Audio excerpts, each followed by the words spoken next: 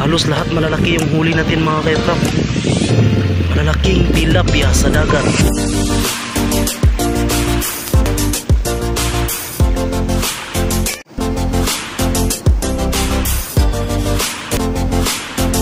Ito na mga kayo-crop, marami na tayong huli mga kayo-crop.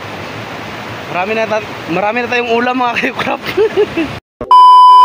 Hello mga kayo-crop, welcome back sa aking vlog. Nandito kami ngayon sa dagat mga kayo-crop para manghuli ng tilapia mga kayo-crop. Gamit itong luma na pukot. Tara mga kayo-crop, samahan nyo ako. Yan mga kayo-crop, nalagay na namin ang lumang pukot mga kayo-crop para matrap dito ang tilapia mga kayo-crop. At kahit anong isda mga kayo-crop. So panoorin nyo mga kayo-crop hanggang dulo mga kayo-crop.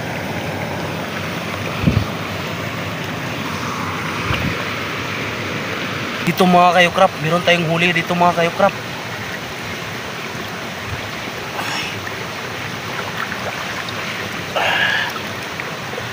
Yan, ito mga kayo-crop, tilapia na nahuli natin ngayon mga kayo-crop. Isang malaking tilapia. Yan mga kayo-crop, marami dito mga kayo-crop oh. Tara, lagay natin sa lagayan.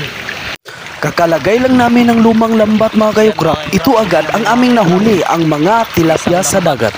So ayan na, inisa-isa naming kinuha ang tilapia sa lumang lambat mga kayo-crop at tinayaan ulit ang pukot para pagbalik namin meron na ulit mga tilapia. Itong tilapia mga kayo-crop ay tilapia ito sa dagat. Sa ating pagkuha ng isda mga kayo-crop, dapat dahan-dahan tayo para hindi masira ang ating lumang pukot. Marami rin kaming nahuli na isda mga kayo-crop sa pamagitan ng kapkap dahil maraming isda nakasiksik sa bato at sa ugat ng kahoy. Ang tubig pala dito mga kayo-crop ay galing doon sa taas at mayroong malaking pispan kaya doon ang galing ang tilapia. Yan agad ang aming nahuli mga kayo-crop sa pamagitan ng kapkap lang. So ayan mga kayo-crop, inisa-isa ni Cookie nilagay ang isda sa nylon. Ang tawag dyan sa amin mga kayo-crop ay tuhog. Tuhugin ang isda. Inisa-isa namin tinuhog ang mga isda na bawat huli namin mga kayo-crop. Pagkatapos naming tuhugin ang isda mga kayo-crop, ibinabad agad namin sa tubig para sa aming pag-uwi, presko at buhay ang aming huling isda. At nakahuli din kami ng kasag. Kasag ang tawag dyan sa amin mga kayo-crop. So dyan mga kayo-crop, kinakapkap lang ni Cookie ang mga isda mga kayo-crop kasi maraming isda na nakasiksik sa bato, sa ugat ng kahoy at sa makapal na putik. Yan yung isa. Ha?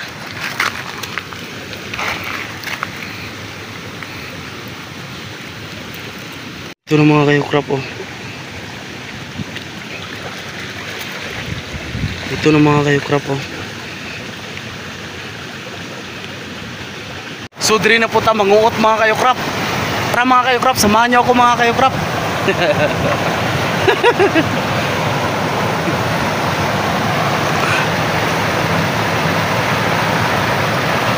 Sobrang talas ng bato dito mga kayo-crop. Manood lang kayo dyan mga kayo-crop. Ito mga kayo-crop, nakahuli tayo mga kayo-crop. Yan mga kayo-crop, nahuli natin mga kayo-crop. Uy, gago. Okay. Butang na natin sa lalagyan mga kayo-crop, baka mag-ambak pa to. Hirap lang ito sa atin mga kayo-crop. Isa lang yung kamay natin na ginagamit kasi ang isa humawak ng kamera. Ilagay natin ito mga kayo-crop sa sudlanan, baka maambak pa ito. Maraming isda na nakasiksik sa bato dyan mga kayo-crop, kaya kailangan natin ng isang malakas na kuot. Kasi minsan mga kayo-crop, mayroong mga malalaking kasili na nakatira dyan mga kayo-crop, kaya kailangan natin kapkapin ng maayos. Nahirapan pala si Cookie sa paghuli ng igat dyan mga kayo-crop. Yan agad ang ating nahuli mga kayo-crop, kahit na isang kamay lang ang ating ginamit kasi nga ang isang kamay nakahawak sa isang kamera natin. Itong tilapia mga kayo-crop, sobrang sarap to kasi nga hindi ito kumakain ng feeds. Sa ating pagkapkap mga kayo-crop, yan agad ang ating nahuli. Marami-rami na yan mga kayo-crop at libre na ang ating ulap. So diri na mga kabatuan mga kayo-crop, diri sa likod na to mga kayo-crop. Istingan na to panguot mga kayo-crop, kung nabay mga isda diri mga kayo-crop. Tara, samahan niyo ako.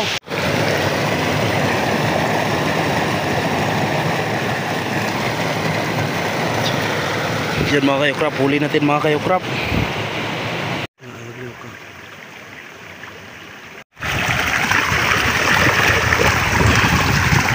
yan mga kayo-crop, malalaki yung kuha natin mga kayo-crop.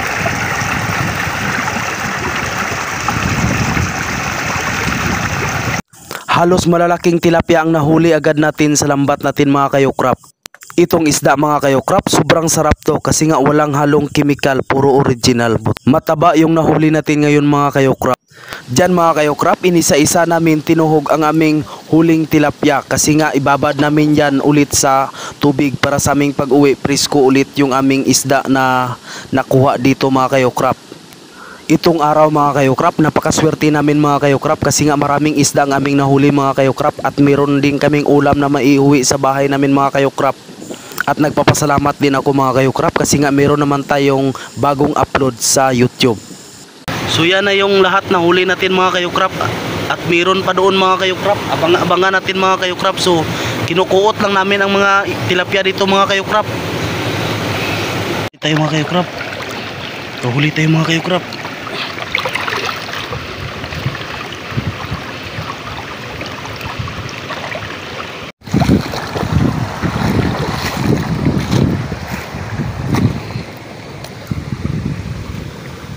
Yan na yung ating nahuli mga kayo-crop sa ating pagkapkap.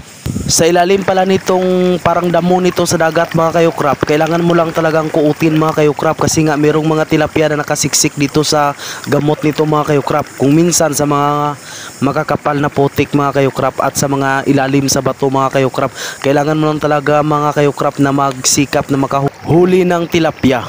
Sobrang lakas pala ng tubig dyan mga kayo-crop kasi nga umuulan sa bundok. At yan pala si Cookie mga kayo-crop, parang galit sa isda. At dito ko napagtanto mga kayo-crop, nakakaiba pala ang kulay ng tilapia sa dagat kaysa tabang. Kasi nga itong sa dagat mga kayo-crop, maitim-itim at saka medyo hindi taba mga kayo-crop. So nakikita naman ninyo dyan mga kayo-crop na marami-rami na yung ating nahuli.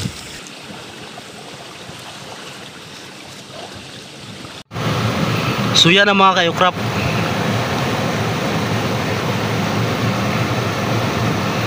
Di na yan ambak, pinatay ko na yan. Oh, see? Oh, see? Talagay na natin mga kayo-crop. Yan ang lahat na nahuli natin mga kayo-crop. Oh, madami na yan mga kayo-crop. So nandito pala tayo ngayon mga kayo-crop sa agusan ng tubig mga kayo-crop, kung saan ang tubig nito mga kayo-crop papuntang dagat mga kayo-crop. Lakas ng tubig mga kayo-crop. So dito mga kayo-crop, kamayin lang natin mga kayo-crop. Isang kamay lang yung ating gagamitin mga kayo-crop kasi nga yung isang kamay humawak sa cellphone para makapag-vlog lang tayo mga kayo-crop.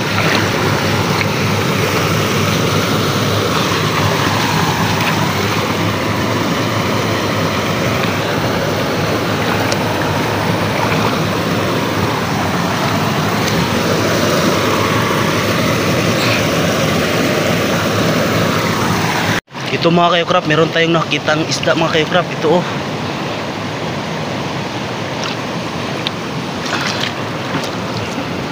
Ito pa natin.